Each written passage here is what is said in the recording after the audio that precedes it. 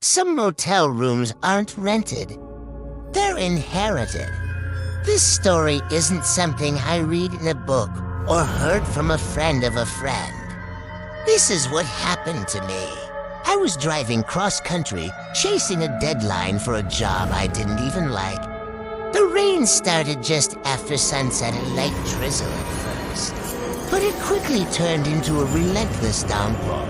The highway became a slick, black mirror, reflecting nothing but the frantic swipe of my windshield wipers.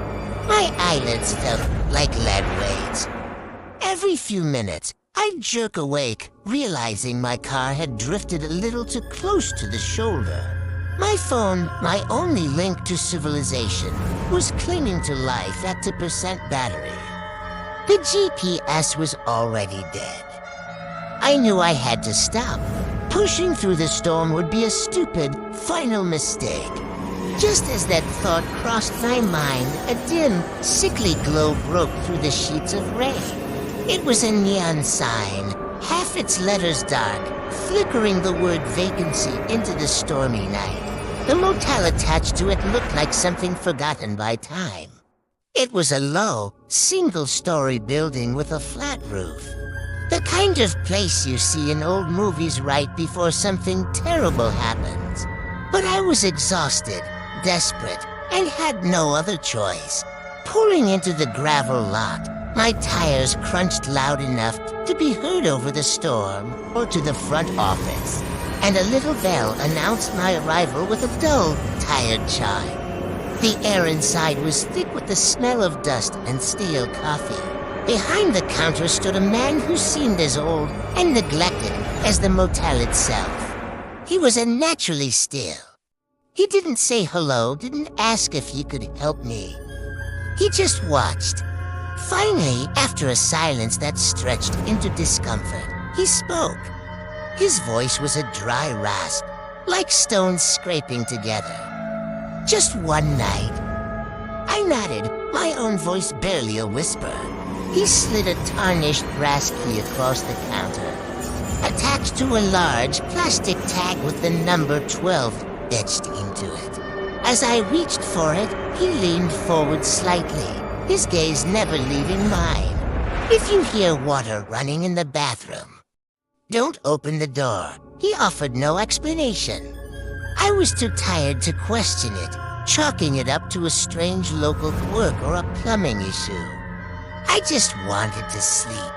The walk to my room was unsettling. The motel was built around a small courtyard, with the doors all facing inward.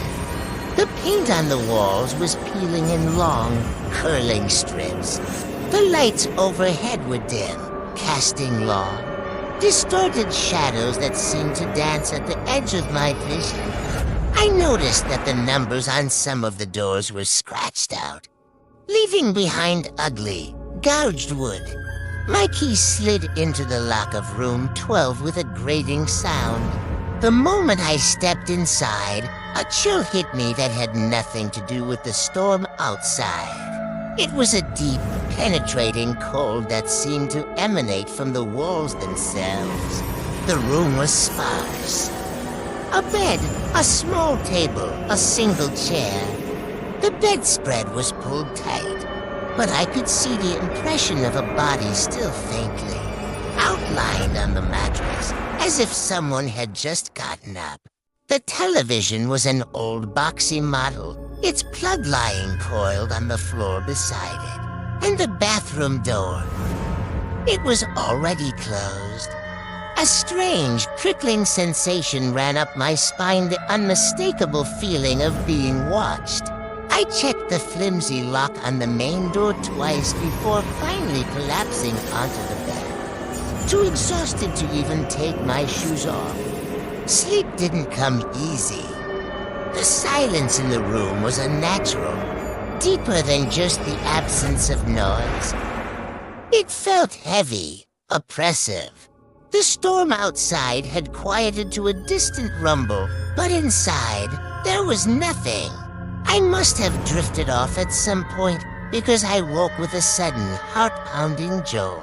The digital clock on the nightstand glowed with red numbers, 1:32 a.m. And then I heard it. The sound of water running. It wasn't the violent gush of a faulty pipe. It was the steady, rhythmic spray of a shower. It was coming from the bathroom. My eyes darted to the bottom of the closed door. A thin, pale light was glowing from the crack underneath. The clerk's words echoed in my head. If you hear water running, don't open the door. My heart hammered against my ribs. Every instinct screamed at me to investigate, to make sense of it. But a deeper, more primal fear held me frozen in place. I pulled the thin blanket up to my chin and stared at that sliver of light, listening to the water run. I did not open the door. After what felt like an eternity, the water suddenly stopped. The silence that followed was somehow even more terrifying. And then a new sound began. It was soft, almost too quiet to hear. A slow, wet, rhythmic breathing. It wasn't human. It was too guttural, too raspy. It was the sound of something trying to pull air into lungs that didn't work right. It was coming from the other side of that door. I was paralyzed, trapped in the dark with a sound that defied all logic. My body was rigid with terror, my eyes locked on the bathroom door, waiting for the handle to turn. It never did. The breathing continued, slow and steady, for the rest of the night. I didn't sleep a single second more. The first hint of dawn was my signal. The gray light that filtered through the grimy window felt like a pardon. The moment it was bright enough to see, I was out of that bed. I didn't pack my bag, I just grabbed it. I didn't look back at the bathroom door. I fumbled with the lock on the main door and practically ran back to the front office. The same clerk was standing behind the counter, in the exact same position I'd left him, as if he'd never moved. I dropped the key for room 12 on the counter. "I'm checking out," I said, my voice shaky. The clerk looked at the key, then back at me, a flicker of something confusion, annoyance, in his dead eyes. "You already checked out," he said flatly. "This morning. An hour ago." I stared at him, bewildered. "What?" "No, I didn't. I've been in my room all night." He shook his head slowly. "Not possible. Besides, room 12 hasn't been rented in months." My blood ran cold. "That's impossible," I insisted, my voice rising. "I was there. I have the key. I have the receipt." I frantically dug through my wallet and slammed the flimsy paper receipt onto the counter. The clerk's eyes fell to the receipt, and for the first time, his expression changed. His composure cracked. A look of genuine fear crept into his face. He leaned in, his voice dropping to a panicked whisper. "You have to leave. Right now." He looked around the empty lobby as if expecting someone to appear. The last person who stayed in that room. He never checked out. They found him a week later. The bathroom door was locked from the inside. He had drowned in the shower. Standing up, the clerk's eyes were wide with terror. His bill was never settled. As far as the motel is concerned, he's still a guest. I didn't need to be told twice. I sprinted out of their office, jumped into my car, and sped away from that forgotten place without a single look in the rearview mirror. I drove for 3 hours straight, the sun climbing higher in the sky before I finally felt safe enough to pull over. It was a week later when I was finally unpacking back home.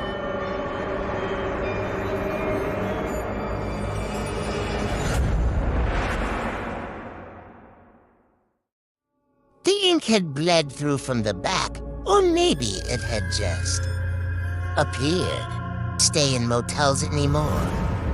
And sometimes, late at night, when the house is quiet, I can still hear the sound of running water when I close my eyes.